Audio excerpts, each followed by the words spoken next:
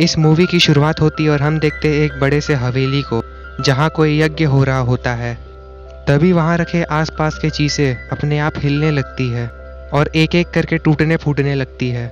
वहीं किनारे पे खड़ी एक औरत पे किसी चुड़ैल ने हमला कर दिया होता है। वो चुड़ैल उसे घसीटते हुए किसी कमरे के बाहर ले आती है। उसके पीछे पीछे तांत्रिक बाबा और उसके घर के परिवार वाले भी आ जाते हैं। वहाँ वो चुड़ैल सबके सामने आती है और कहती है अपना बदला लिए बिना वो कहीं नहीं जाएगी। उसी वक्त वहाँ खड़े एक तांत्रिक बाबा ने अपने तंत्र मंत्र से उस चुड़ैल को उसी कमरे में बंद कर दिया और उस कमरे के दरवाजे पे मंत्र और धागा बांध दिया। उस हवेली में रहने वाले सभी लोग उस हवेली को छोड़ के चले जाते हैं और उस हवेली का दरवाज़ा भी बंद करके चले जाते हैं। तभी सीन कट होता है और यहाँ से 18 साल बाद की कहानी दिखाई जाती है, जहाँ कोई हिल स्टेशन दिखाया जाता है। तभी यहाँ एक केबल कार में एक बैग रखा हुआ रहता है। अब दिक्कत ये होती है कि वो बैग केबल कार में सवार किसी भी व्यक्ति का नहीं होता है। तभी एक आदमी जिसका नाम इस मूवी में रूहान रंधावा है, वो आगे आता है। वो बताता है कि ये बैग हम में से किसी का नहीं है, तो उसमें बॉम्ब हो सकता है। यह सुन के उस कार में सवार सभी लोग पैनिक होने लगते हैं और उस बैग से दूर चले जाते हैं। तभी रूहान को दिखता है कि दूसरे केबल कार में एक लड़की उसे हाथ हिला के बुला रही होती है और इशारे में ही बता रही होती है कि वो बैग उसका है। ये जान के रूहान पता नहीं क्यों खुश हो जाता है और वो बैग को गले लगा लेता है। मैन विल बी मैन का बड़ा अच्छा उदाहरण देखने के बाद जब रूहान उस बैग को लेकर उतर जाता है, तब वो लड़की उसके पास अपना बैग लेने आती है। रूहान से मिलने के बाद रूहान उसे बताता है कि उसके पास सिक्स्थ सेंस है और किसी भी इंसान को देखकर उसे उसकी सारी जानकारी पता चल जाती है। रूहान यही ट्रिक उस लड़की पे भी आजमाता है और उसे ही बताता है कि उसका नाम रीत ठाकुर है और वो चंडीगढ़ से आ रही है। रीत को लगता है कि रूहान उसके टिकट से देख के उसका नाम बता रहा होता है। रूहान अपना इंट्रोडक्शन रीत को देता है और वो बताता है कि वो दिल्ली जा रहा है। जब रीत अपने बस में चढ़ने वाली होती है, तभी रूहान उसे पीछे से टोकता है और रीत के पास आके उसे एक मोबाइल देता है। रीत को लगता है कि रूहान उससे उसका फ़ोन नंबर मांग रहा है और वो गुस्से में आके उसका फ़ोन फेंक देती है। रूहान के बताने पे पता चलता है कि वो फ़ोन रीत का ही था, जो कि वो वहाँ भूल आई थी। 1.5 मीटर की ऊंचाई से गिरने की वजह से उस मेड इन चाइना मोबाइल के 2 टुकड़े हो जाते हैं। उससे अच्छा तो मेरा नोकिया 3310 है भाई। जोक सपाट, मूवी पर कंसंट्रेट करते हैं। रीत अपना टूटा फ़ोन उठाती है और बस में चढ़ जाती है। थोड़ी देर बाद देखते हैं जिस बस में रीत बैठी होती है, उसी बस में रूहान भी रीत के बगल वाले सीट में बैठा होता है। रूहान रीत को अपने भाभी से बात करने के लिए अपना फ़ोन देता है। रीत उससे पूछती है कि उसे किसने बताया कि उसकी भाभी भी है। रूहान कुछ नहीं बोलता है। रीत अपनी भाभी को कॉल लगाती है और यहाँ हमें ये पता चलता है कि रीत की शादी होने वाली है किसी सागर नाम के लड़के से। उसकी भाभी से फ़ोन लेकर त्रिशा, जो कि रीत की ही एक कज़न सिस्टर होती है, रीत से मजाक करती है कि अगर वो नहीं आएगी तो त्रिशा ही शादी कर लेगी सागर से। रीत डॉक्टर बनने के लिए आई थी और उसे शादी करने का बिल्कुल भी मन नहीं था। रूहान फिर से रीत को बताता है कि उसके पास सिक्स्थ सेंस है और रीत को उसके बारे में थोड़ा और इन्फॉर्मेशन देने लगता है। ये देखकर रीत भी ट्राई करती है और रूहान के बारे में ही बताती है। रीत रूहान के फेसबुक अकाउंट से इन्फॉर्मेशन रूहान को बता देती है। रूहान भी रीत का फेसबुक अकाउंट से सारा इन्फॉर्मेशन बोल रहा होता है। आगे जाते ही बस 20 मिनट के लिए किसी ढाबे के पास जाके रुकती है। सब लोग बस से नीचे उतर जाते हैं और घूमने लगते हैं। रूहान और रीत दोनों आपस में बात कर रहे होते हैं। रूहान अपने लाइफ को फुल एंजॉय करते करते बिताता है और रीत को कहता है वो बनारस गया था खाली पान खाने, गुजरात गया था पतंग उड़ाने। रीत बताती है कि 4 सालों में वो सिर्फ हॉस्टल से कॉलेज और कॉलेज से हॉस्टल ही गई थी। रूहान के पूछने पर रीत बताती है कि वो यहाँ का फेमस म्यूज़िक फेस्टिवल भी कभी नहीं देखी। रूहान रीत से जिद करता है कि उसे उसके साथ फेस्टिवल में जाना होगा। रीत भी मान जाती है और वो दोनों पूरे दिन एंजॉय करते हैं और शाम होते ही वो दोनों बस स्टॉप पे वापस आ जाते हैं, जहाँ ऑलरेडी थोड़ी भीड़ लगी हुई थी। वहाँ उन्हें न्यूज़ मिलती है कि 1:30 बजे वाली जो बस थी उसका एक्सीडेंट हो चुका है, जिसमें रीत और रूहान बैठे हुए थे। वो पुलिस वाला उन्हें ये भी बताता है कि वो बस पूरी खाई में गिर गई और उस बस में बैठा एक भी आदमी जिंदा नहीं बचा।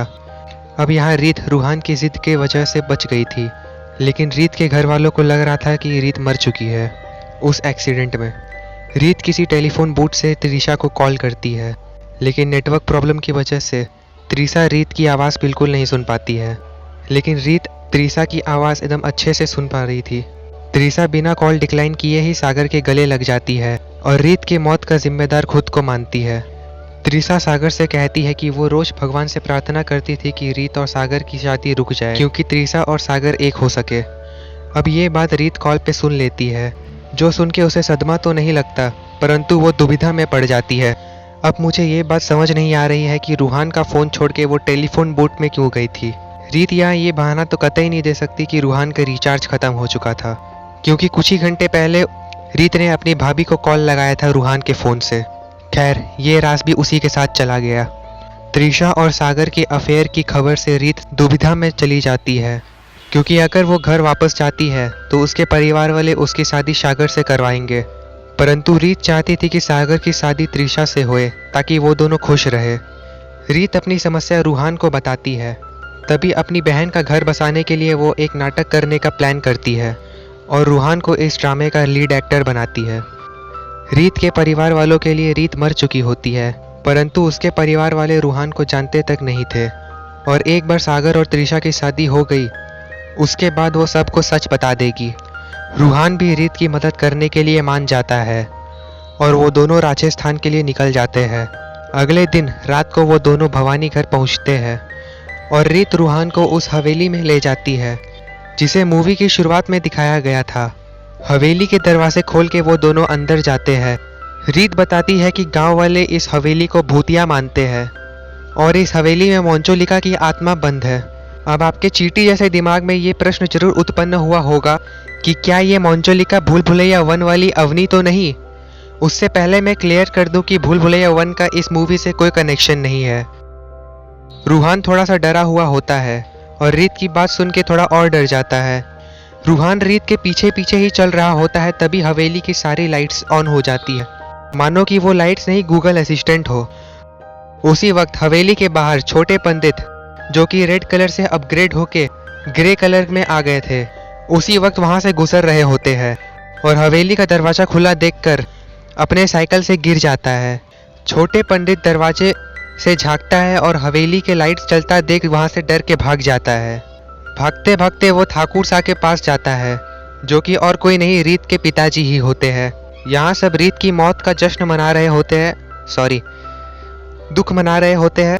तभी छोटे पंडित वहां आ बैठता है और सबको कहता है कि हवेली का दरवाजा खुल गया है और लाइट्स भी चल रही है। यह सुन के वहां बैठे सभी लोग हैरान हो जाते हैं। ठाकुर सा के परिवार वालों के साथ पूरा गांव निकल पड़ता है हवेली के तरफ, यह पता लगाने के लिए कि उस हवेली में कौन बिना इजाजत के घुस गया है। इधर रीत रूहान को अपने बचपन के दिनों के बारे में बता रही होती है। रीत के पिताजी उसे झूला झुलाया करते थे, भाभी उसके सर पे तेल लगाया करती थी और वो चाचू के साथ फुगड़ी खेलती थी। रीत रूहान को अपने बचपन के दिनों के बारे में बता ही रही होती है, तभी गांव वाले उस हवेली में पहुंच जाते हैं। उन लोगों को देखकर रीत और रूहान घबरा जाते हैं और छुपने के लिए जगह ढूंढते हैं। रीत एक चेयर के पीछे छुप जाती है और रूहान को भी छुपने के लिए बोलती है, लेकिन रूहान की फूटी किस्मत थी क्योंकि उसके छुपने से पहले ही वो लोग रूम में एंटर हो जाते हैं। रूहान जल्दी से वहीं पड़े कुर्सी पे बैठ जाता है और ऐसा प्रिटेंड करता है कि वो अकेला आया था। ठाकुर सा के प्रश्न करने पर रूहान अपना इंट्रोडक्शन देता है और बताता है कि उसे यहाँ रीत की आत्मा लेकर आई है। रूहान कहता है कि वो मरे हुए लोगों को देख सकता है और उन्हें सुन भी सकता है। ठाकुर सा रूहान की टी शर्ट पकड़ के धमकी देते हैं कि अगर वो झूठ बोल रहा है तो अभी बता दे, नहीं तो बाद में अगर पता चला तो रूहान को ही आत्मा बना देंगे। इतनी झंड होने के बाद भी रूहान अपना ड्रामा बरकरार रखता है और रीत के बचपन वाली बात उन्हें ही बताने लगता है, जो कि थोड़ी देर पहले रीत ने खुद उसे बताया था। जो सुन के एक पल के लिए सभी लोग रूहान पे विश्वास भी कर लेते हैं, क्योंकि रीत के घर वालों के अलावा और कोई जानता नहीं था उन सारी बातों को। रूहान सबको आश्वासन दिलाता है कि रीत की आत्मा हम सब के बीच में ही है। रीत के चाचा रूहान से ये सवाल करते हैं कि रीत की आत्मा उसे हवेली में क्यों लेकर आई, घर में क्यों नहीं।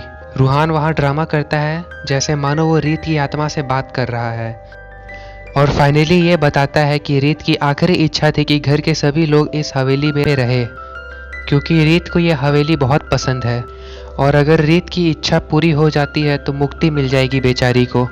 यह सुनते ही ठाकुर साहब भी मान जाते हैं और सभी को यहीं रहने के लिए आदेश भी देते हैं। अब सभी लोग उस हवेली से निकल जाते हैं अपना अपना बोरिया बिस्तर बांधने के लिए। जब उस रूम से सब कोई निकल जाता है तब रीत बाहर आती है और रूहान की एक्टिंग के लिए उसे धन्यवाद करती है और कहती है कि तुमने सभी को यहाँ रहने के लिए मना लिया है तो सागर और त्रिशा की शादी के लिए भी मना लोगे। परंतु रूहान को यह सब अच्छा नहीं लग रहा था और वो उस हवेली को छोड़ के जाने वाला था, क्योंकि अगर कोई भी रीत को वहाँ देख लेता तो ठाकुर साहब रूहान को नहीं छोड़ेंगे। रीत कहती है कि इस हवेली में 15 कॉरिडोर्स है और 50 से भी ज़्यादा रूम्स है, वो कहीं भी छुप जाएगी। रीत जैसे तैसे करके रूहान को मना ही लेती है उस हवेली में रुकने के लिए। अगले दिन उस हवेली में साफ सफाई हो जाती है। कुछ देर बाद सभी कोई रीत के चौथे पर आए होते हैं, परंतु रीत अपने ही चौथे को एंजॉय करते हुए खाना खा रही होती है। रीत रूहान को नीचे जाके फिर से ड्रामा करने को कहती है, क्योंकि वो अपने परिवार वालों को दुखी नहीं देख सकती थी। रूहान उन लोगों के पास जाता है और सबके सामने कहता है कि रीत की आत्मा उन लोगों को दुखी नहीं देख सकती और कहता है जो शादी का फंक्शंस कैंसिल हो गया था उसे कंटिन्यू करने के लिए। किंतु परंतु डिफरेंस इतना होगा कि दुल्हन रीत की जगह त्रिशा होगी। त्रिशा और सागर मान जाते हैं इस शादी के लिए, लेकिन ठाकुर साहब को गुस्सा आ जाता है। फिर बाद में रीत की आखिरी इच्छा सोचकर वो भी त्रिशा और सागर की शादी के लिए मान जाते हैं। इतना सब कुछ खत्म होने के बाद जब रूहान वरांडा में होता है तब वहाँ रज्जो, जो कि रीत की एक और कज़न सिस्टर है, वो रूहान को थैंक यू कहती है, क्योंकि रीत की शादी के लिए उसने 2 महीनों से डाइटिंग की थी ताकि रीत की शादी में घाघरा पहन सके। रज्जो का मन यहाँ रीत को गले लगाने का कर रहा होता है। तभी रूहान एक्टिंग करता है कि रीत की आत्मा रूहान के अंदर आ गई थी। यहाँ रूहान लड़कियों जैसी एक्टिंग करता है। मैन विल बी मैन का एक और उदाहरण हमें यहाँ देखने को मिलता है, क्योंकि रज्जो रूहान को रीत समझ के गले लगा लेती है। रूहान भी रज्जो को गले लगा के बड़ा खुश था। तभी पीछे से रीत की नानी आती है और वो भी रूहान को रीत समझ के गले लगा लेती है। रज्जो को गले लगाना रीत को अच्छा नहीं लगता। जब रूहान अपने कमरे में रीत से बात कर रहा होता है तभी त्रिशा और सागर उसके दरवाजे को खटखटाते हैं। त्रिशा रीत की आत्मा को उसके अफेयर के बारे में बताने आई थी। रूहान उन्हें बताता है कि रीत तुम दोनों की शादी से खुश है और वो उन दोनों के अफेयर के बारे में जानती है। रात को जब रूहान सो रहा होता है तभी उसकी नींद टूट जाती है और वो उठ जाता है।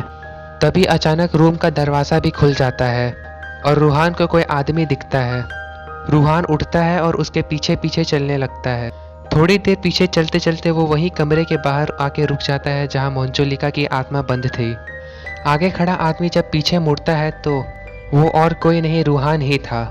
रूहान को वहाँ और 2 रूहान दिखते हैं। उसी समय पीछे से रीत की भाभी उसके कंधों पे हाथ रखती है और उसे उस कमरे के पास आने से सख्त मना करती है और बताती है कि इसी रूम के अंदर मंजुलिका की आत्मा बंद है। सुबह होती है और रूहान सोच रहा होता है कि रात में जो कुछ उसने देखा वो कौन था। तभी छोटे पंडित और उस गांव के मुखिया रूहान से मिलने आते हैं और अपने माताजी से बात करवाने के लिए ले जाते हैं। रूहान जब मुखिया जी के माता से बात करने का प्रयास कर रहा होता है तभी पंडिताइन उसे बताती है कि वो बुढ़िया मर चुकी है। मुखिया जी बताते हैं कि उसकी माँ बहुत कंजूस थी और अपना सारा सोना जेवर ये सब छुपा के रख दी है कहीं, और अब वो जिंदा नहीं है। इसीलिए रूहान को बुलाया गया था उस बुढ़िया की आत्मा से संपर्क करने के लिए और पूछने के लिए कि छुपा हुआ खजाना कहाँ है। रूहान को उस रूम में अकेला छोड़ देते हैं उस बुढ़िया की लाश के साथ। पंडिताइन बुढ़िया के कुर्सी के नीचे खिलौने वाला बंदर रख देती है जिसमें एक स्पीकर होता है रूहान को डराने के लिए। रूहान तो पहले डरता है लेकिन वो उस खिलौने को देख लेता है। वो उस खिलौने को उठाकर दूर फेंक देता है। उस बंदर के फेंकने से कोई चीज़ गिरती है और बड़े ही मास्टरमाइंड तरीके से गिरते ही जाती है और लास्ट में एक झूमर गिरता है जिसमें उस बुढ़िया के जेवर होते हैं। रूहान उस जेवर को उठाता है और बाहर आ जाता है। सभी लोग रूहान को देख के हैरान हो जाते हैं और रूहान को रूह बाबा घोषित कर देते हैं। आगे की स्टोरी जानने के लिए अभी इस वीडियो का पार्ट 2 देखें। इस वीडियो का पार्ट 2 इसी चैनल पे अपलोडेड है जो कि स्क्रीन के दाहिने साइड में है और लिंक डिस्क्रिप्शन में भी है।